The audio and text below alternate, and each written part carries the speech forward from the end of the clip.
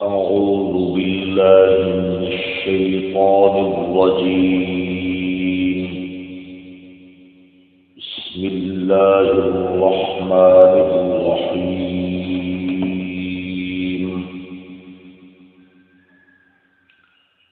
ألف لام ميم صاد. كتاب أنزل إليك فلا يكن في صدرك حرج منه لتنذر به وذكرى للمؤمنين.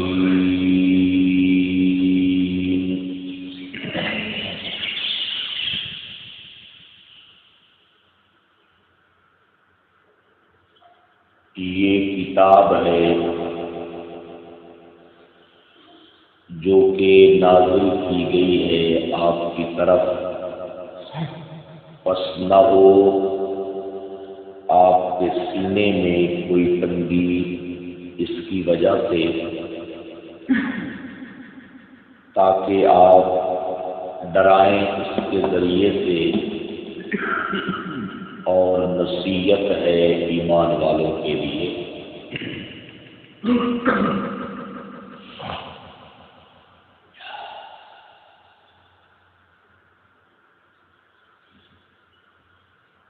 بحمد اللہ تعالی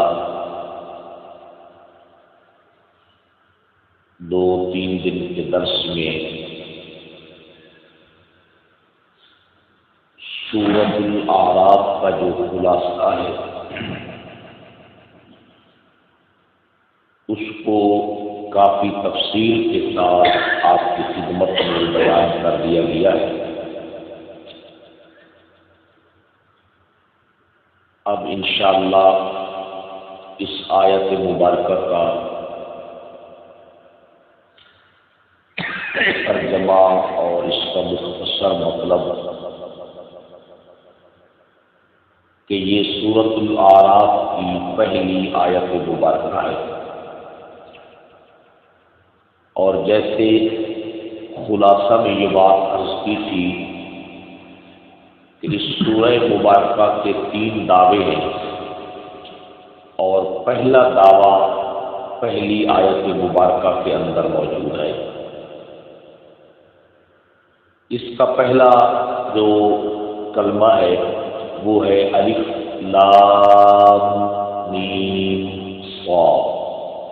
یہ تو حروف مقطعات میں سے ہے، اور اس کے بارے میں جو حضرات مفسرین کرام رحمہم اللہ کی بات ہے کہ یہ متشابہات میں سے ہے، اور اس کی اصل اور حقیقی تعبیر اور مطلب کیا ہے وہ صرف اور صرف کون جانتا ہے؟ اللہ ہی کی ذات جانتی ہے. اور یہ جو کلمہ ہے صرف ایک یہ نہیں، جتنے بھی حروف مقطعات ہیں یعنی جن کو علیحدہ علیحدہ کر کے کاٹ کر پڑھا جاتا ہے، یہ تمام قرآن مجید کے وہ کلمات ہیں، وہ حروف ہیں کہ جو معجز ہیں. مشرکین عرب کے لیے چیلنج تھے کہ تم جو کہتے ہو کہ ہم بڑے فصیح اور بلیغ ہیں، لہذا تمہارا حق بنتا ہے کہ تم اس کی مثل بنا کر پیش کر دو.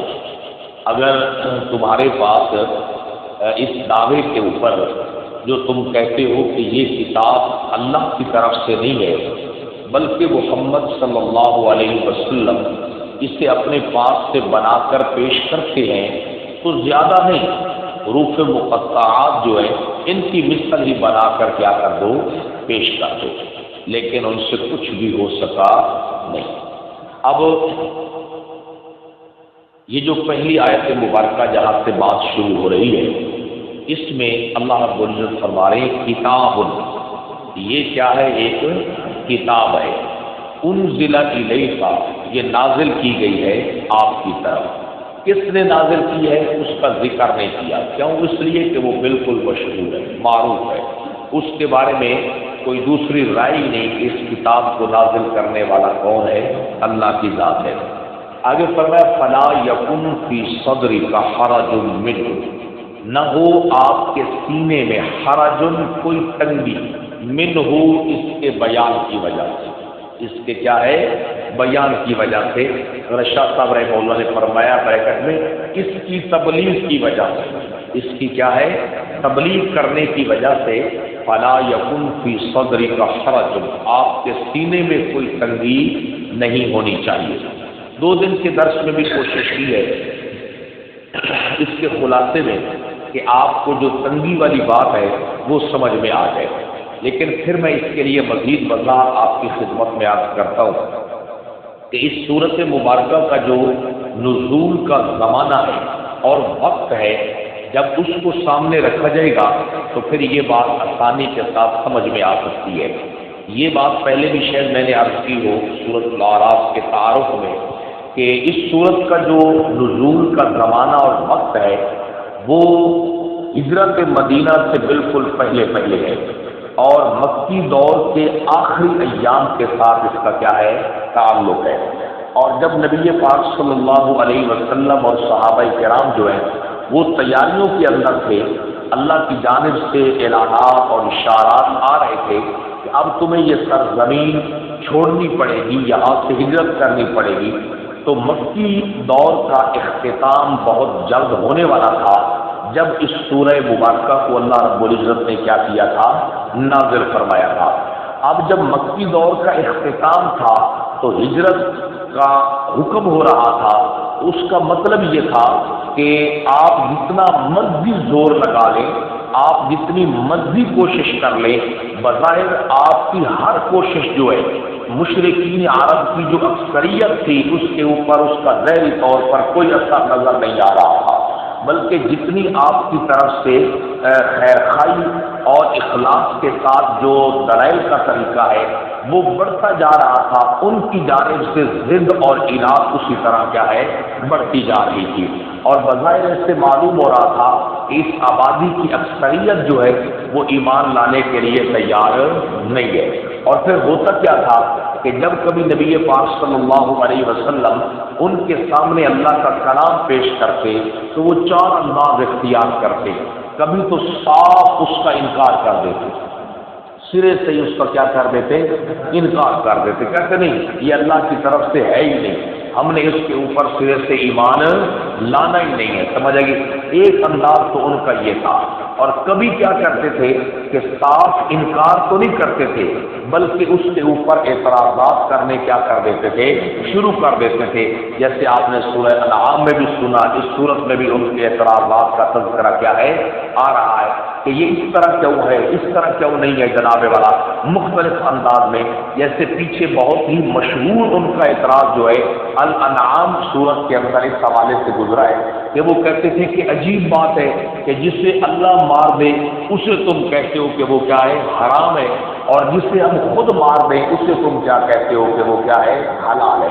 اس قسم کا وہ کام کرتے تھے مختلف انداز کے اندر، اور ان کا ایک اور طریقہ یہ تھا کہ وہ جب اس کا جواب نہیں دے سکتے تھے تو صاف انکار بھی نہیں کر سکتے تھے، اور اعتراضات بھی اگر نہیں کر سکتے تھے تو پھر مختلف قسم کے معجزات کا مطالبہ شروع کر دیتے، یہ نشانی پوری کر دو، یہ لے آؤ، یہ لے آؤ، جیسے ان کے مشہور مطالبات پیچھے بھی گزر چکے ہیں کہ ہم آپ کے اوپر ایمان لائیں گے اگر ہم یہ دیکھیں کہ آپ کا گھر سونے چاندی کا کیا ہے بن جائے، مختلف قسم کے آپ کے گھروں کے اندر ہر قسم کا سونا چاندی خزانے ہمیں نظر آئے، یا یہ ہے کہ آپ کے پاس اور ہمارے پاس جو ہے جس طرح آپ کے پاس فرشتے آتے ہیں ہمارے پاس بھی فرشتے آنے کیا ہیں لگ جائیں، یا یہ ہے کہ اللہ کو ہم اپنی آنکھوں سے کیا کر لیں دیکھ لیں۔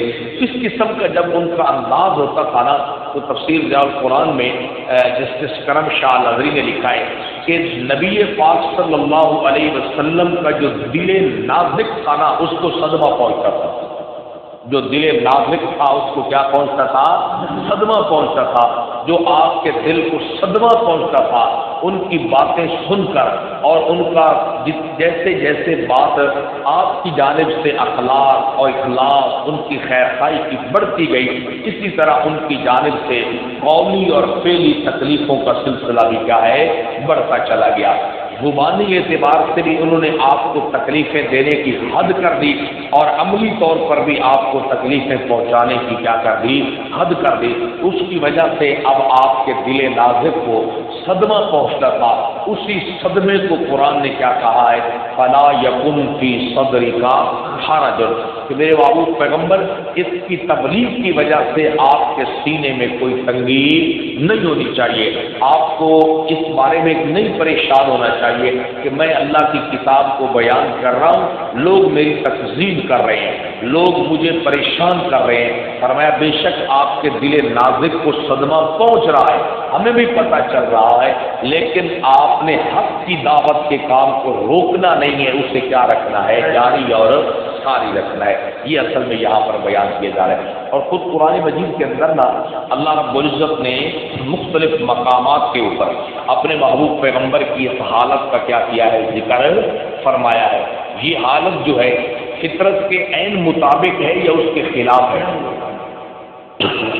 کیوں جی؟ عین مطابق ہے نا۔ ذرا دیکھیے اللہ رب العزت نے سورۃ الحجر کے اختتام کے اوپر بھی اپنے محبوب پیغمبر کا ذکر کرتے ہوئے یہ بات ارشاد فرمائی ہے۔ فرمایا وَلَقَدْ نَعْلَمُ، تھوڑا پیچھے سے شامل کر لیں تاکہ اور بات جو ہے وہ واضح ہو جائے۔ فرمایا فَاصْدَعْ بِمَا تُؤْمَرُ، میرے محبوب پیغمبر آپ کو جس چیز کا حکم دیا گیا ہے آپ اسے بالکل دو ٹوک انداز میں اور کھول کر آپ اسے کیا کریں، بیان کریں۔ اصل میں نا شیشے کے برتن آپ نے دیکھے ہوں گے کہ ان کو زمین کے اوپر مارا جائے تو وہ کیا ہو جاتے ہیں، ٹکڑے ہو جاتے ہیں۔ تو فرمایا کہ مسئلے کو اس طرح بیان کیجیے کہ اس کی ایک ایک جز اور ایک ایک حقیقت آپ کے مخالفین پر کیا ہو جائے، واضح ہو جائے۔ فرمایا وَأَعْرِضْ عَنِ الْمُشْرِكِينَ، اور مشرکین سے اعراض کیجیے۔ اِنَّا كَفَيْنَاكَ الْمُسْتَهْزِئِينَ، یہ ان کے چار طریقوں میں سے ایک طریقہ یہ بھی تھا کہ اللہ فرماتے کہ ہم کافی ہیں آپ کو المستہزئین، ان لوگوں کے مقابلے میں جو آپ کا مذاق اڑا رہے ہیں، جو آپ کا کیا کر رہے ہیں۔ ہو سکتا ہے آپ کے تقوی کا تو میرے پاس عالم نہیں ہے کہ لوگ آپ کا مذاق اڑائیں اور آپ کہیں کہ میرے دل پر تو اس کا کچھ بھی اثر نہیں ہوا۔ اچھا ہوتا ہے، اچھا ٹھیک ہے۔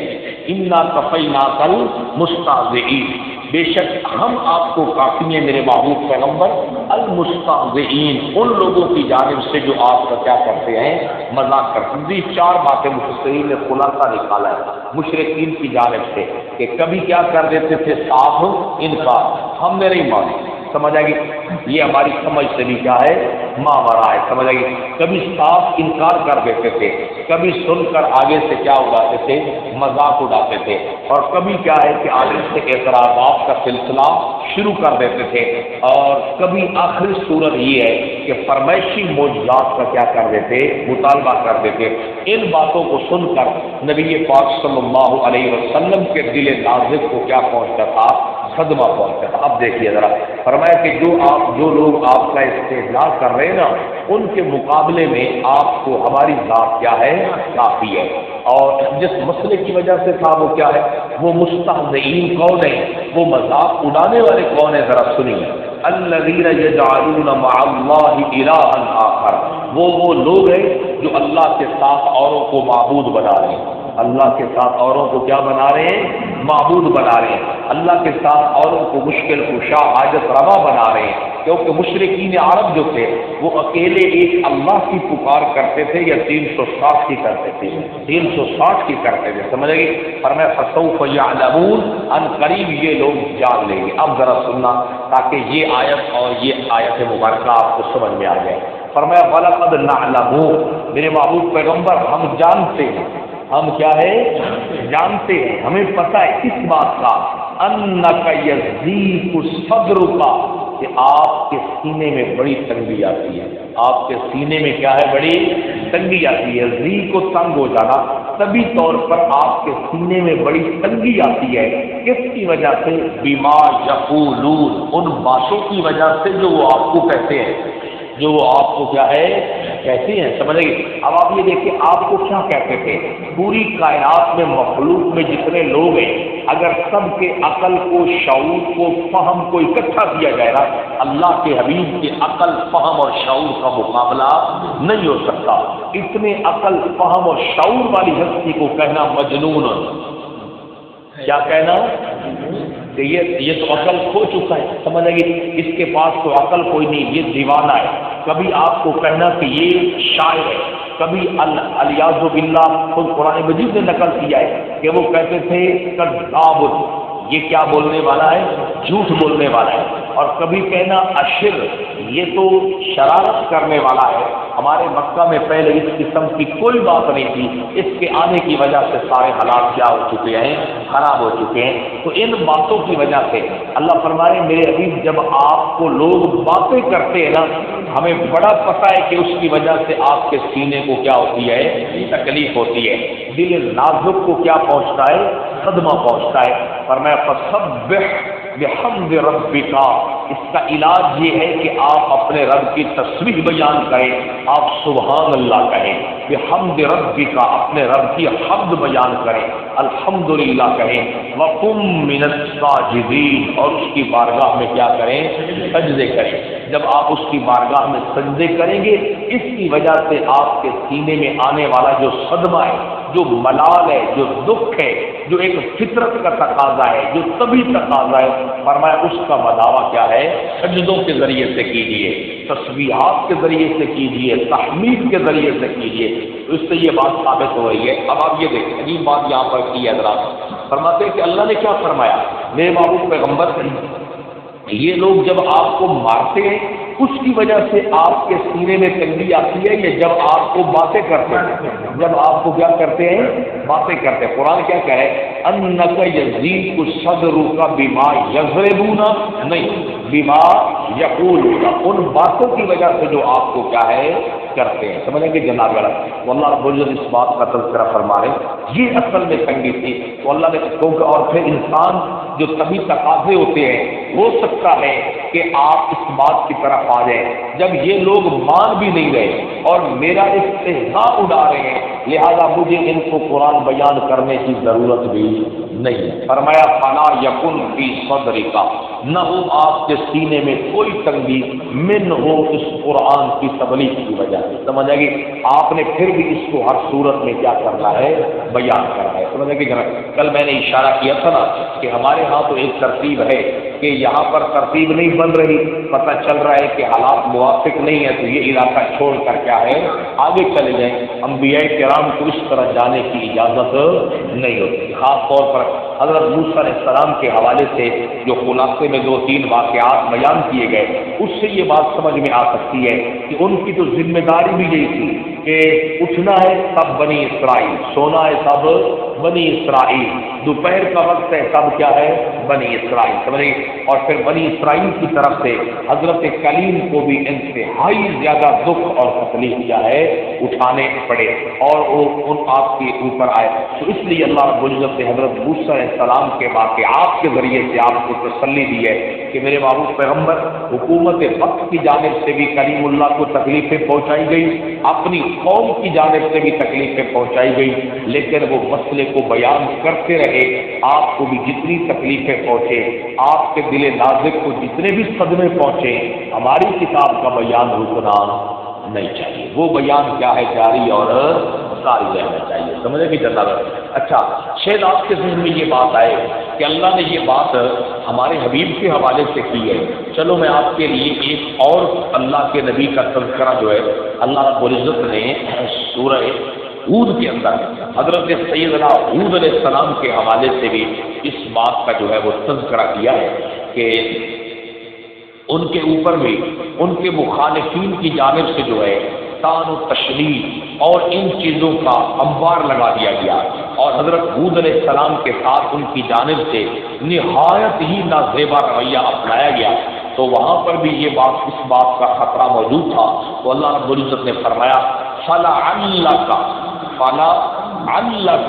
تَارِكٌ بَعْضَ مَا يُوحَىٰ إِلَيْكَ وَضَائِقٌ بِهِ صَدْرُكَ کہ یہ شاید کہ یہ دیکھو ذرا فرمایا فلعلک تارک بعض ما یوحی الیک، شاید کہ آپ چھوڑنے والے ہیں بعض ما یوحی الیک، بعض اس وحی کو جو آپ کی طرف کیا ہے کی جا رہی ہے، کیونکہ ساری وحی کے ساتھ تو ان کو اختلاف بھی نہیں تھا۔ جب وحی کہتی تھی کہ معاملات درست کرو، کہتے تھے یہ وحی تو کیا ہے بالکل ٹھیک ہے، سمجھ آ گئی۔ جب وہ کہتی تھی اپنی بچیوں کو زندہ دفن نہ کرو، تو بہت سارے لوگ آپ کی کیا کر دیتے تھے، تائید کر دیتے تھے۔ تو ان کو جب وحی کہتی کہ اپنے والدین کے ساتھ احسان کرو، کہتے یہ وحی کیا ہے بالکل ٹھیک ہے۔ تو اصل میں بات کیا ہے، فلعلک تارک بعض ما یوحی الیک، کہ شاید کہ آپ چھوڑنے والے ہیں بعض اس وحی کو جو آپ کی طرف کیا ہے کی جا رہی ہے، اور وحی کا وہ مسئلہ جس کی وجہ سے لوگ آپ کو تکلیفیں پہنچا رہے تھے مکے میں، وہ وحی کا حصہ کون سا تھا؟ لا الہ الا اللہ والا، توحید والا جو مسئلہ ہے، اس کے بیان کو جو ہے نا خطرہ ہو رہا تھا کہ شاید آپ اس میں سے جو بعض حصہ ہے وحی کا، اس کو کیا کر دیں، چھوڑ دیں۔ وجہ کیا ہے؟ ضائق بہ صدرک، کہ وحی کا وہ جو بعض حصہ ہے نا، اس کی وجہ سے ہی آپ کے سینے کو کیا پہنچتی ہے؟ تکلیف پہنچتی ہے۔ جب آپ وحی کا وہ حصہ بیان کرتے ہیں نا، تو پھر اس کی وجہ سے لوگ آپ کا استہزاء کرتے ہیں، جس کی وجہ سے آپ کے سینے کو کیا ہوتی ہے؟ تکلیف ہوتی ہے، سمجھے گے؟ تو بہرحال یہ ایک طبی تقاضا ہے، ایک بشری تقاضا ہے، ایک فطرتی تقاضا ہے کہ جب انسان کو بات کی جاتی ہے اور بات میں استہزاء کیا جاتا ہے، اس کا مذاق اڑایا جاتا ہے، اس کے سینے کو بہرحال کیا ہوتی ہے؟ تکلیف ہوتی ہے۔ یہ ایک حقیقت بات ہے، سمجھے بھی جناب؟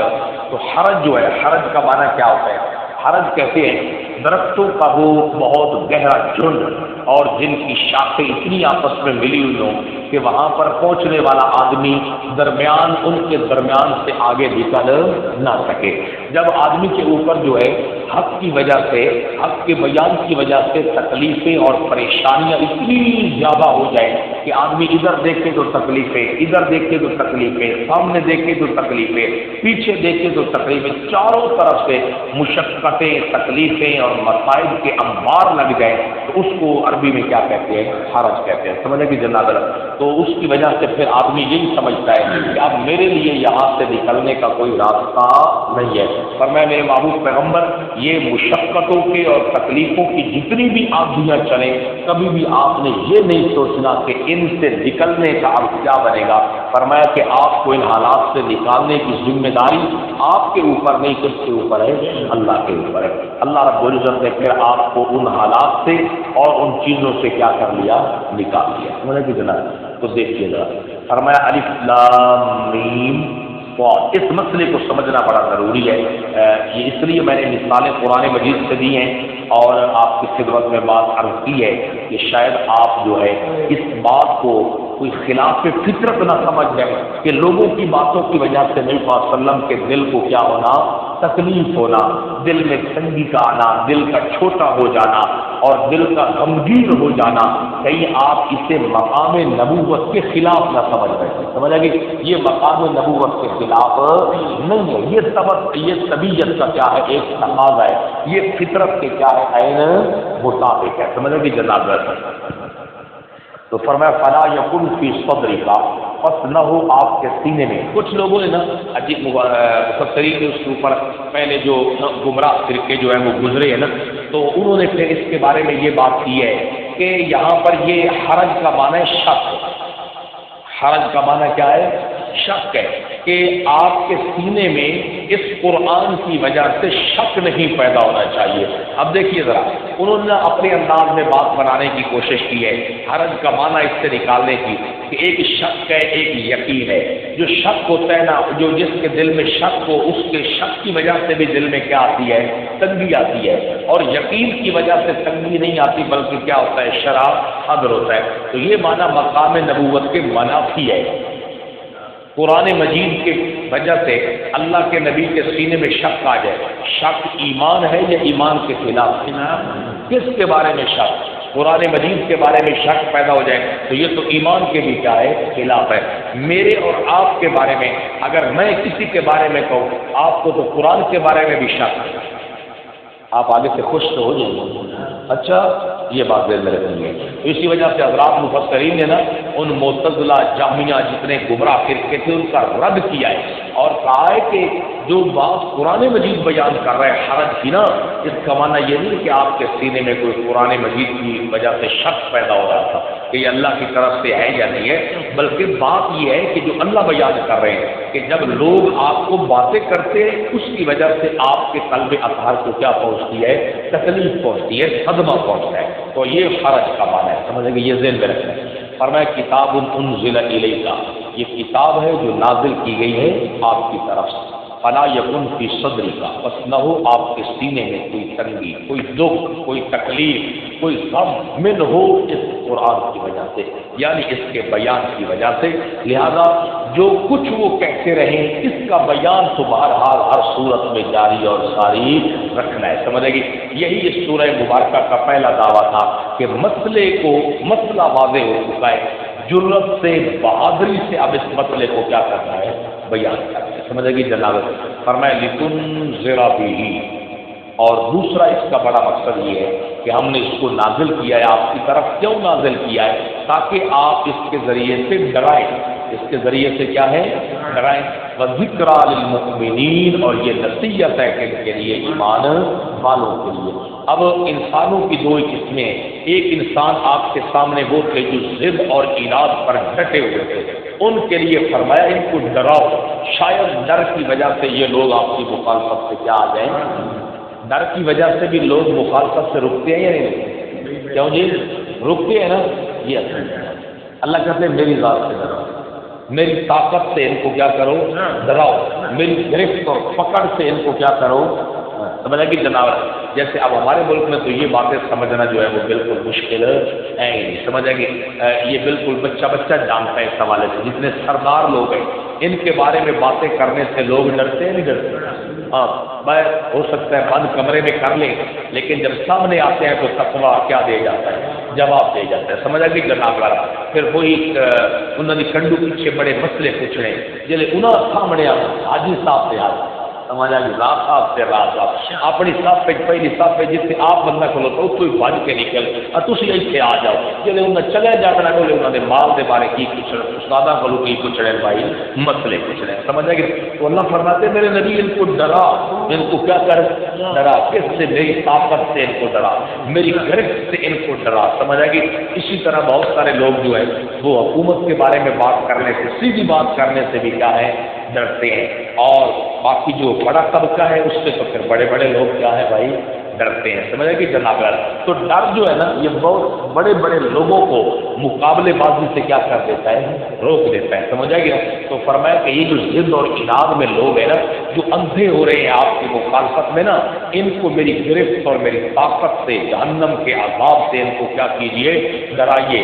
ہو سکتا ہے کہ ڈر سن کر یہ آپ کی مخالفت سے کیا آ جائے، باز آ جائے کہ اس کی مخالفت نہیں، کس کی مخالفت ہے، اللہ کی مخالفت ہے۔ اور کیوں؟ اس لیے کہ یہ اپنی طرف سے تو بیان نہیں کر رہا، کس کی طرف سے بیان کر رہا ہے، اللہ کی طرف سے بیان کر رہا ہے۔ اور آگے فرمایا جو دوسرا طبقہ ہے جو آپ کے اوپر ایمان لا چکا ہے، جب آپ ان کے لیے بیان کریں گے تو ذکر ان کے لیے تو سراسر یہ کیا ہے، نصیحت ہے، وہ تو اسے سنیں گے تو اس سے کیا حاصل کریں گے، نصیحت حاصل کریں گے اور خوش ہوں گے، آپ کا شکریہ ادا کریں گے کہ آپ کی بہت مہربانی کہ آپ نے ہمیں یہ بات کیا کر دی ہے، سمجھا دی ہے، سمجھے کہ فرمایا ذکریٰ للمؤمنین، اور یہ نصیحت ہے للمؤمنین کے لیے، ایمان والوں کے لیے۔ الحمدللہ۔